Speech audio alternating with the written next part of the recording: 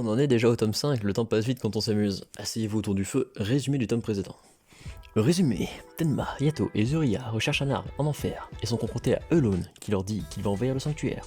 Puis, le chevalier d'or de la Vierge, Asmita, commence à utiliser son cosmos pour combattre Tenma, bien qu'il soit toujours dans le sanctuaire. Asmita teste les capacités de Tenma pour savoir s'il peut vaincre Eulon, puisque ses précédentes incarnations ont été les seules à pouvoir faire face à Hadès.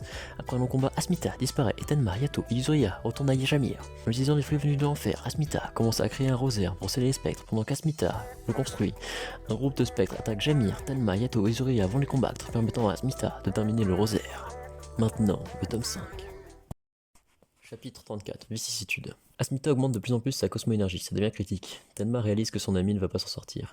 Asmita a un flashback de l'arrivée de Sacha au sanctuaire. Pitoyable déesse, choisir de s'incarner parmi les humains et vivre dans l'altruisme, alors qu'elle pourrait rester une entité toute puissante. Puis, un peu plus tard, Sacha est allé trouver Asmita et a ressenti sa tristesse vis-à-vis de la misère du monde. Et lui a senti la douleur de la jeune fille. Mais pourtant, elle la supporte volontiers et l'accepte. Asmita intensifie son énergie au maximum et déclenche le Tenbo All-in.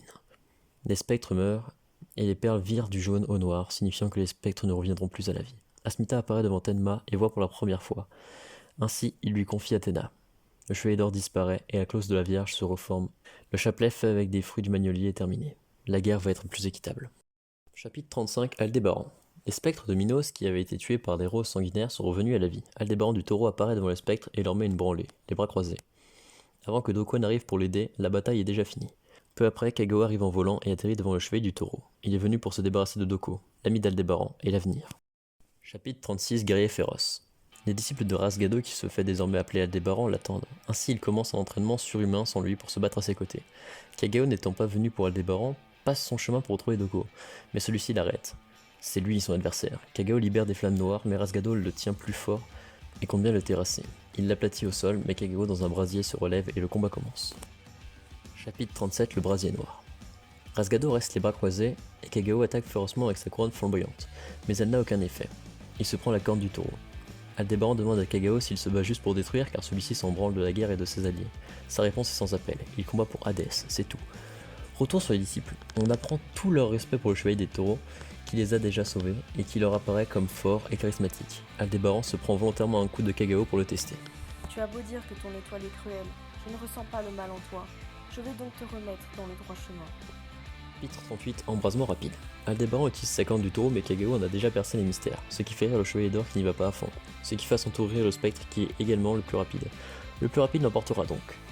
Doko tombe sur des cadavres des chevaliers d'argent laissés par Kagao sur son chemin, et il reconnaît là le travail du spectre. Aldébaran commence à perdre l'avantage dans son combat et est envoyé au tapis par le Bénou. Chapitre 39, sans effet. Kagao a brûlé le bras du taureau et se moque de sa droiture et de sa vitesse, ce qui fait rire celui-ci qui avoue l'avoir sous-estimé et d'avoir une vitesse inférieure à la sienne. Mais il déplore la puissance de ses coups. Kagao a beau essayer, le cosmos de Rasgado ne faiblit pas, car il voit en Kagao. Tu ne trompes pas que les autres, tu te trompes toi-même.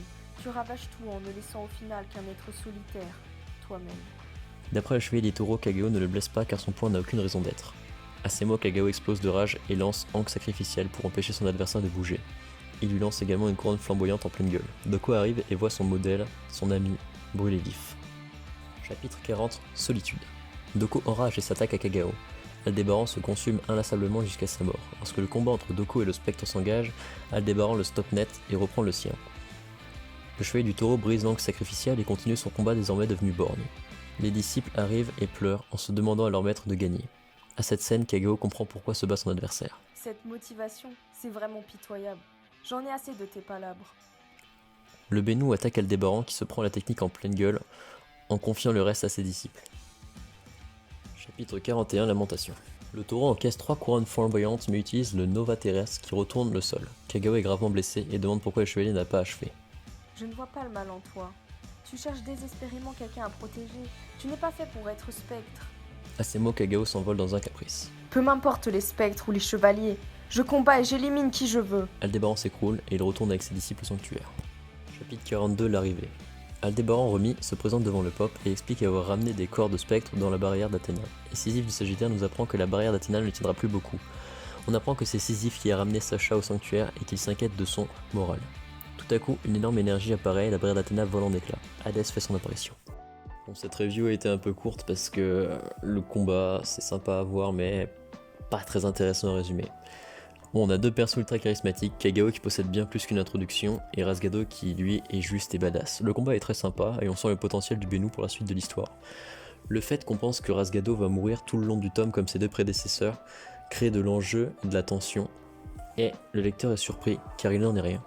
Les disciples d'Aldébaran, ouais bof, chimie figue mi-raisin, ils ont pas l'air très intéressants à voir dans la suite.